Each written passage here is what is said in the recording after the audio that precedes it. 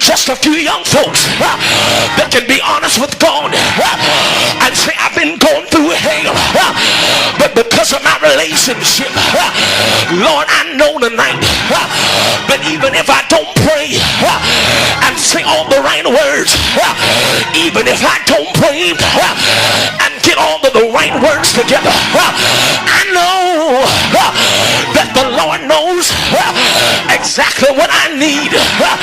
And in verse number 2 and 3 it says, and then Hezekiah prayed. But in verse number 4 it says, then the word came, and I came to tell a praise that you're one prayer away from getting what you need. You're one praise away from getting what you need. Y'all ain't happy tonight, but God. Hello everyone, I'm here at the Luminosity Journal. I'm sitting here with Mr. Preacher on the Faith himself, Elder Mark Moore of Faith Covenant Church here in Atlanta, Georgia. Thank you for joining us today. I'm honored to be here. I'm honored to be even doing this interview. Oh, the pleasure's mine. I promise you. So just tell us something about you. Tell us really who you are and where you come from and just how you became this person. Okay, well, again, I want to thank you and all of your viewing audience for watching the show with you. But in a nutshell, Mark Moore Jr. is a preacher. He's a preacher with an entrepreneurial bent. I was born to a generation of preachers, 5 generations deep. Wow. So quite a legacy as I'm up to. So it wasn't necessarily a conversation. Well, do I want to be a fireman? Do I want to be an astronaut? No, I always wanted to be a preacher. And so the Lord has allowed me to do that. I'm 27 now. And I started preaching when I was 18 years old as a freshman at Morehouse College here in Atlanta. And since then, God has been faithful. He's opened doors internationally and locally as well and across the country. And as a result of that, I've kind of taken some of the lessons I've learned growing up in church and lessons I've learned just as my own personal ministry develops, and we've created several different events and platforms for other young leaders that have really kind of taken off and taken on a life of their own. And so in addition to the ministry component, there's now an event hosting component as well to me. And I'm just excited about the opportunity to be a blessing to people and to take this gospel around the world and to make people's lives better. Wow. Yes, Wow. That was a mouthful right there. Yeah. So tell us more about Preach Hard to Paint. I actually discovered that someone had a shirt on. I'm like, what is Preach Hard to Paint? So I went on YouTube or Google. I Googled it, and it's this organization. So what is it? Well, really, it started as something that I said one day, just being funny. And someone said, you should put that on a t-shirt. And I said, well, you know what, I will. And so we did, and I wore it somewhere, and people started asking, oh man, that's great. What is that? And so out of that really emerged this whole concept, this whole idea of going hard for God. And it's really taken on a life of its own. And sometimes I go places to preach or whatever, and people don't even know my name, but they'll give me that, preach hard. Yes, thank you. And I have a name, but no. But so it's really all about just going hard for God and being passionate in whatever you do. And so it's definitely reached a lot of people that I never thought it would. And so we've just tried to kind of leverage that influence into other things. So that started with the saying and turned into a bit of a movement. So I'm kind of proud about that. So is it still going? Because I know it started a couple years ago. So is it still, going? Well, you know what? Because I guess out of fear of being typecast, they tell me some actors don't want to play certain roles because they're like, I'm always going to be associated. Right. It doesn't matter what Tyler Perry does. I'm always like, oh look, that's Medea. Exactly. So I didn't want to be the Medea of the preacher world. So it's always going to be there, but it's kind of evolved into other things to kind of diversify the audience. That was such a young urban Generation X kind of approach, and so it would be funny because I'd go somewhere and an older preacher would ask me about it, and I'm trying to explain, what's a basketball reference? And they're like, well, what? I don't get it. And we've even had people here at our church I remember vividly, my older pastor was preaching, and he was, going forth, and he turned around in the middle of the preaching and said, "Am I preaching harder than the paint yet?" I was like, "Yeah, just keep going. Just don't stop. Just keep going." Yeah. So it's still a part of the overall brand, but it's just now one component of a bigger conglomerate now. Wow. So tell us more about the legacy.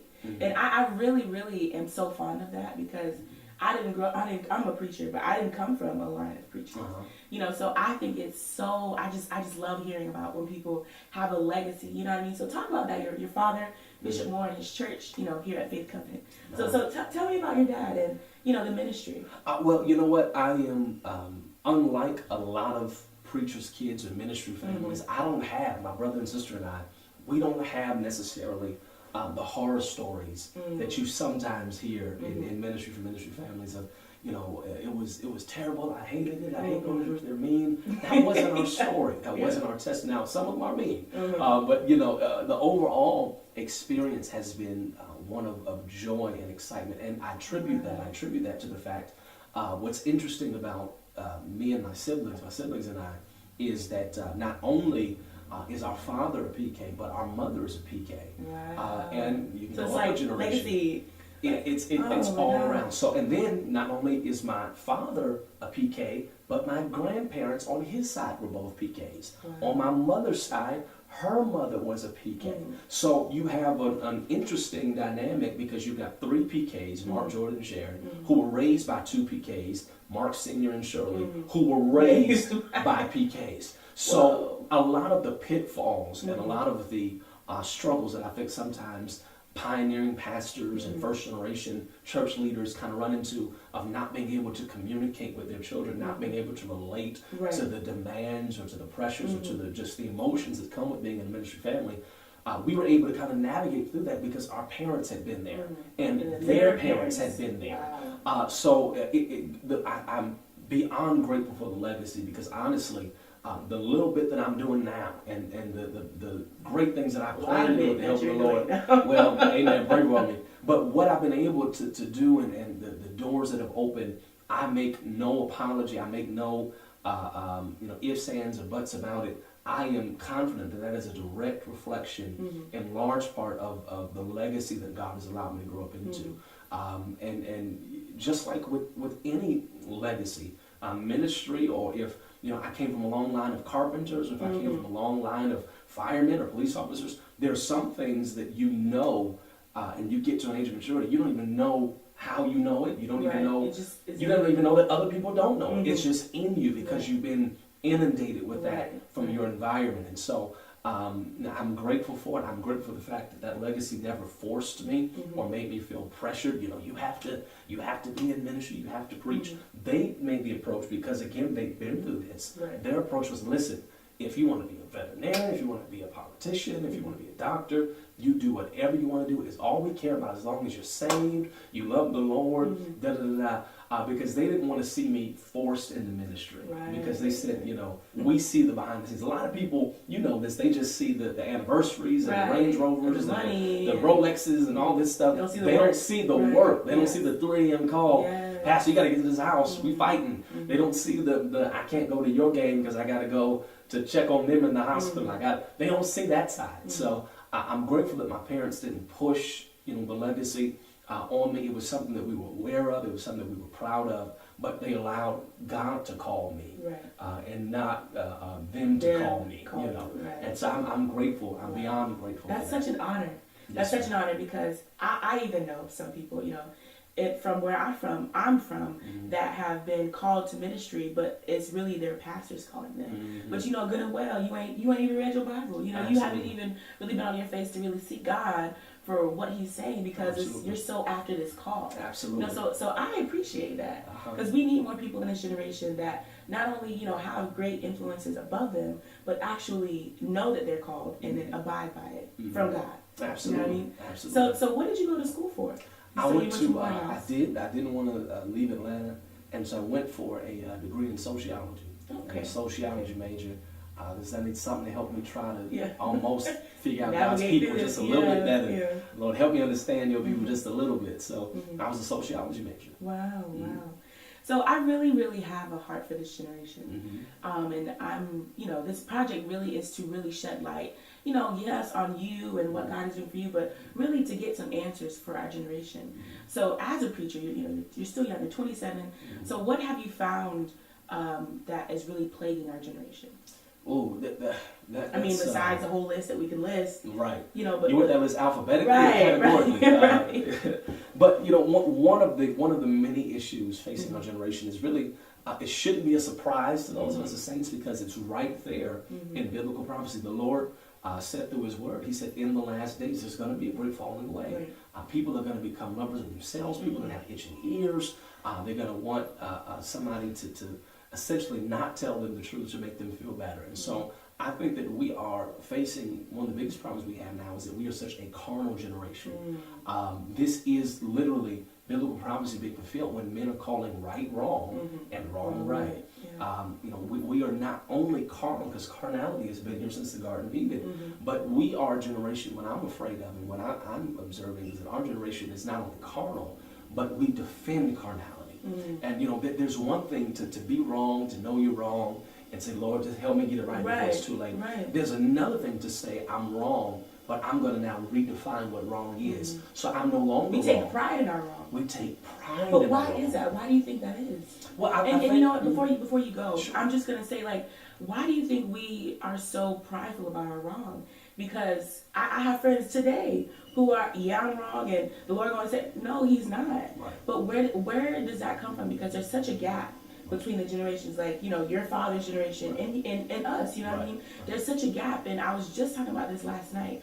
We have to, and my pastor, we were talking about it, he was saying that, his generation, our generation, we have to come together and really, really figure out what went wrong, because there's such a gap and there's such a void. Right. So where do you think that comes from? That's a large part of my mandate, facilitating that conversation between the generations, because I think that a large part of it, James talks about it, I believe the 4th chapter of James, he talks about the fact that there is another kind of wisdom that's not of God. It's earthly, sensual, and devilish. And that's what a lot of us are facing. We are a generation that has more access to information, more access to knowledge, but we have no wisdom. Our wisdom is derived from earthly, my degree, my fraternity, my sorority, my connections. Our wisdom is derived from sensual natures. Right. I feel this. We are a generation that is so consumed with what we feel. So now, if what I feel supersedes what God said, I'm going to follow my feeling. That's a sensual kind of wisdom. It's touchy. It's what I feel. It's my senses. And then, of course, James talks about that devilish wisdom. It's just, this is what is okay for me. It doesn't matter what God says. But to get back to the heart of the question, I think that a lot of that comes from the fact that the conversations between generations are not taking place. In Malachi, and this is really part of my mandate that even led me to initiate the Young Leaders Retreat and Flight School and some of these other things I'm working on now. Malachi, we always hear Malachi, and what do we think about? Well, the man robbed God. Right. Yet you robbed him. No. If you read past the tithing and offering portion, at the end of Malachi, he talks about, he says, in the last days, I will send my prophet, and he will turn the hearts of the sons to the fathers, hearts of the fathers to the sons. Now, those who are familiar with that verse, we oftentimes just stop there and say, okay, well, God's going to turn fathers to sons, sons to fathers. He's going to come and He's going to come, He's going to do it. Right. But the previous verse says no. He says, I will send my prophet, and he will do it. In other words, it's our job, it's ministry's job to facilitate this turning. Now, that's great, but then the next verse says, lest I smite the earth with the curse. And I think that a lot of what we're seeing now is a result of the curse that has been released because the hearts of the fathers and the sons are not being turned to each other. And so now you've got a generation, and to each his own, we're lost. But not only are we lost, we're lost and think we know the way.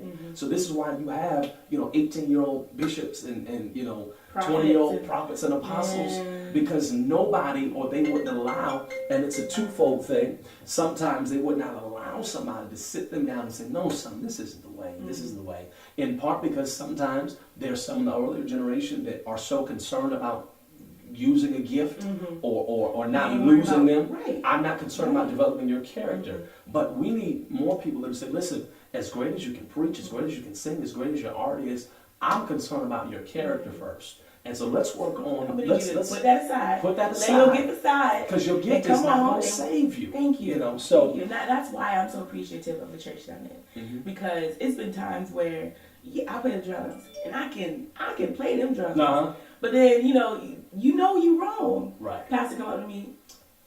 You didn't gotta say nothing. Man, okay. You know, it built so much character in me. It was times I was steaming mad at that man. Absolutely. Steaming mad. But now that I realized what was going on, what he was doing, I'm so appreciative of it. Right. And I really think that we need more leaders that will say, man, you're an awesome preacher. You know, you're an awesome facilitator. You're awesome at whatever you're doing. But let's build your character. Right. Let's take you aside and put all that stuff aside and just figure out what's going on with you. Yeah, absolutely. You know, absolutely. and I was on the way driving to Atlanta. I was just, you know, really, really seeking God, you know, about our generation. That's something that's always packing on my head. And, you know, one thing I asked myself, and I'm going to ask you this. Does this generation have a defect? Does this generation have a defect? Yes. As in singular, no. We have a plethora Yeah. of defects. So what are we going to do about that? Well, again, I think that it has to go back to, and this is something that the Lord's really kind of laid on my heart recently. In fact, you're hearing it here first. You all need to be glad you tuned in because this hasn't been released on Facebook. This has not been on Instagram yet. This is fresh off the press. You're hearing it here first. I'm working now on an event that I'm calling the Round Table. And what it is, you, of course, the symbolism automatically comes to mind. The round table is symbolic of everyone being even and equal. And what it's for, I want to target young ministry leaders, and I want to invite us to the table to have a conversation. My point is, we are so consumed with hierarchy in our generation, you know. Everybody's concerned with vertical relationships. Right. Who's your spiritual father? Who are you? How many sons do you have? And that's great in this place, but we have done vertical relationships at the expense of completely neglecting horizontal relationships. This is good. You need to get this. You know, we have forsaken horizontal relationships, and the reality is the kingdom is all about fostering. I can't go out and compel you to come if we don't have a relationship on this level. You know, Jesus even at a certain point, he told his disciples, he said, listen, you all aren't servants, you all aren't armor bearers, you all aren't slaves, you're not adjutants. We're friends, we're brothers at this point. And I think that our generation has been so consumed with making sure you got the right color clothing shirt on, making sure your coat collar is the right thickness, are those vestments appropriate. We're so concerned about this. How many sons do you have on you? Who's your father this week? You know, who are you preaching for? That we have forgotten. Listen, we got to be brothers. We got to be sisters at the end of the day. And so my fear is that every other group is having conversations about what's on the way, except for our generation, except for the church. So I want to combat that stereotype that's so true in too many circumstances, that we don't get along with each other. Right. We're all competitive. We don't like each other. We don't see each other win. I think that kind of idea, that kind of format of let's come together, take your robe off, take your title off. We're not here. This is not a competition to see who's the greatest among us. No, let's sit down as brothers, as sisters in Christ, and have an honest conversation about what we're facing as a generation. Because this is the reality. We talked about legacy. And what hit me so strong recently is the fact that our generation is going to have to answer questions that the previous generation never would have thought about. The reality is, if you were to dig up, go back in time and ask some of our grandfathers and great-grandfathers in the faith even, you know, what was the issue of your day? And then we tell them, well, we're trying to decide if it's okay for men to marry men. We're trying to decide if it's okay for... They were looking... What are you talking about? That's foreign to them. That's not even a discussion. Right. But these are the kinds of questions that our generation is going to have to answer for. And the problem is, whereas in previous times they could say, listen, this is what God said, this is what Pastor said, the Word says it, that settles it. Our generation, we were raised by products of the 60s. We were raised by products of the 70s. Our parents were raised and inundated in a culture of asking questions. We've got too many degrees for you to sit down and say, well, you got to do this because I said so. Right. Well, why did you say so? Right. Well, because the Bible said so. Right. Well, where does it say that? Right. It says it right there. Well, I don't think that's what I that need means. more knowledge on that. Exactly. So we're going to have to deal with these questions, and I think that's what's going to combat some of these defects that you're talking about. Reinstituting the importance of a relationship, and come let us reason together. Reason. That's the word. But even though that's the word, we still haven't done it. Right. You know what I mean? And it's just, it's really, really grieving to me. And it's like, I'm growing up. I'm trying to be all like I'm 21. Trying to do really what God is calling, but it's like, whoa, I'm in a generation that's defective. And it's cool. It's gonna be like they say, it's gonna be a remnant. That's great. We got the remnant, but we still got to try and save the other people too. You know what I mean? So that you just really hit home. Like that was awesome. So what do you think? I know we talked about the things that we can do. So what are we doing? What are the positive things? I don't want to be all negative, but what are the positive things that you've seen that not only just in your church, but I'm saying in the body of Christ, because I know you have a lot of connections. But what are the positive things that you are seeing that's making our generation better? The first thing that comes to mind is the fact that our generation is getting smaller. And I say that from the standpoint of because of technology, because of social media. One of the positives that I see, and it has negative aspects just like everything does, but let's focus on the positive. One of the positive things is because of technology and the social media influence, the church world, Christianity has gotten smaller from the standpoint of we're now more connected. We're now able to see more than what we would have before. As in previous generations, you had to wait once a year to go to a convention, to go to a convocation, somewhere away from home to see other saints that look like you and worship like you. Now you just got to log on to YouTube, and you can see so much more than what you've seen before. So I think that it's a positive in the sense of that relationships that we talked about are able to be fostered in an easier way. And it's almost like you talked about that remnant. It's like, oh, you know what? I'm not alone. I'm not the only one trying to live saved. I'm not the only one trying to do this and trying to make it and trying to be holy.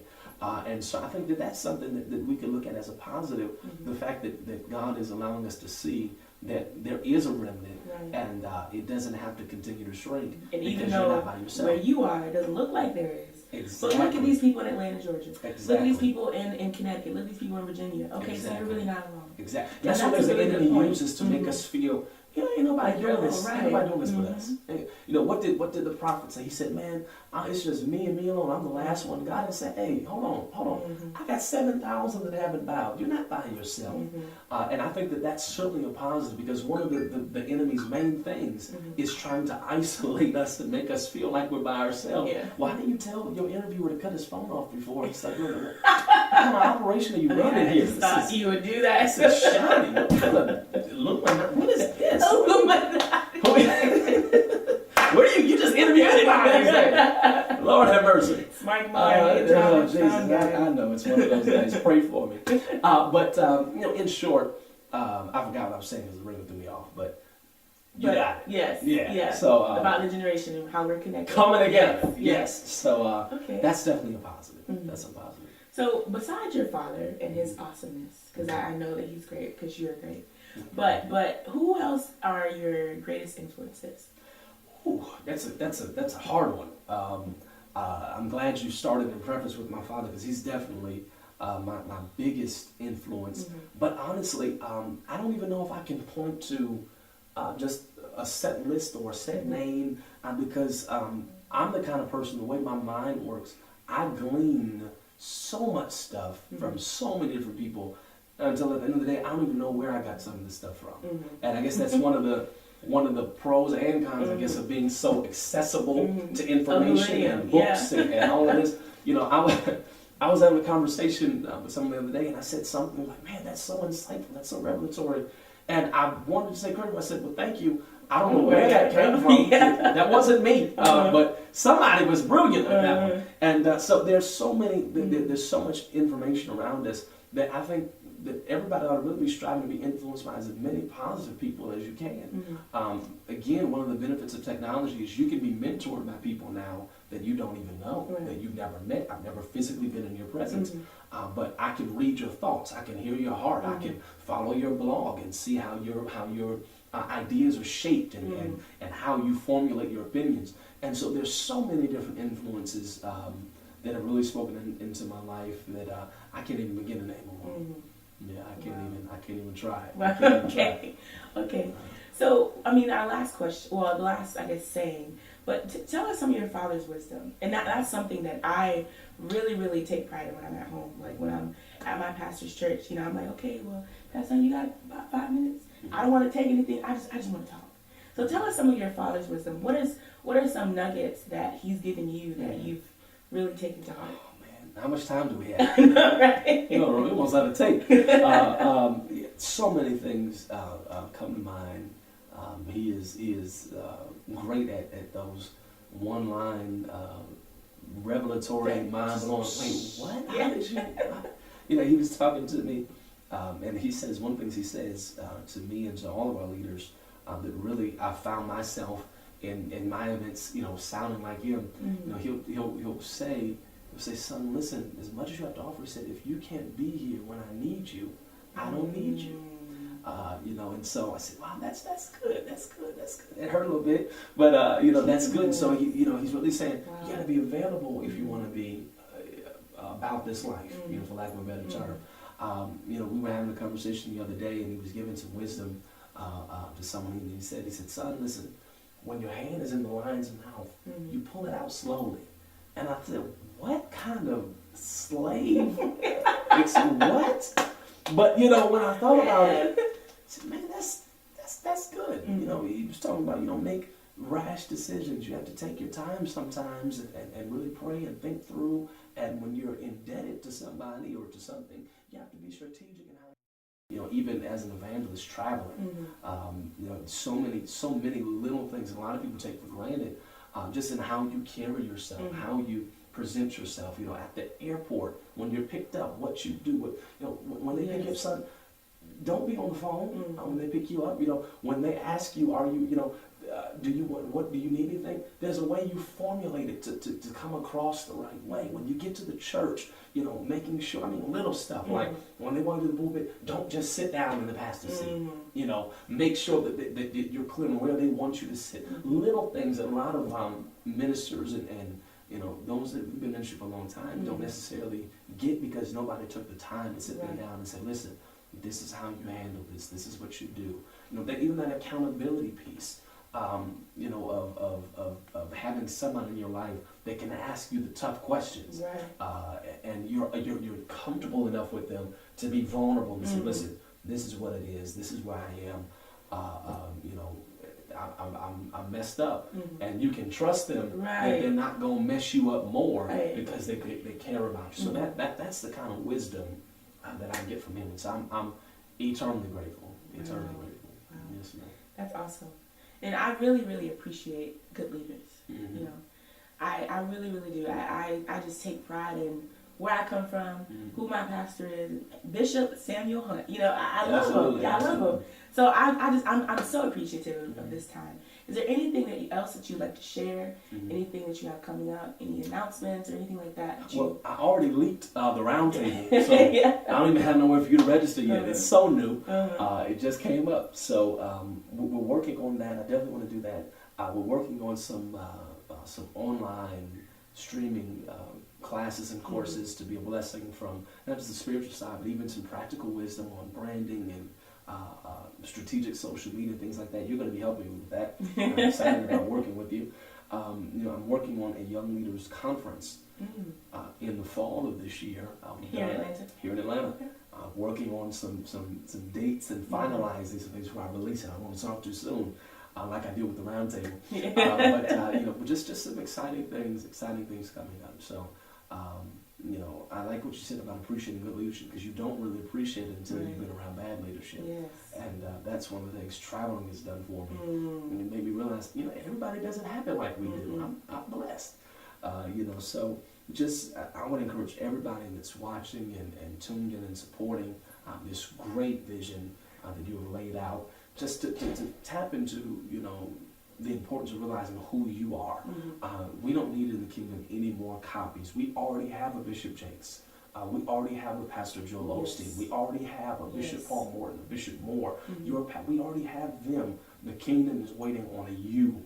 The kingdom is waiting on you. The kingdom is waiting on us to step into the position that God has separated and set us aside for. And that's what we need. We need you. The kingdom has need of you. So that's the kingdom has need of you. The kingdom has need of you. Did you hear that? The kingdom has need of you. So let's stop lollygagging. Let's stop waiting on other people, but let's just really, really get serious about God and do what He's calling us to do. Amen? Amen. Absolutely. Amen. So thank you so much for this interview. Thank you. And if you guys have any questions, I'm going to have a little link. So if you guys have any questions that you want to ask Elder Moore, just go ahead and ask them. Leave them on the comments, and he'll answer them. Absolutely. So thank you for tuning in to the Luminosity Journal.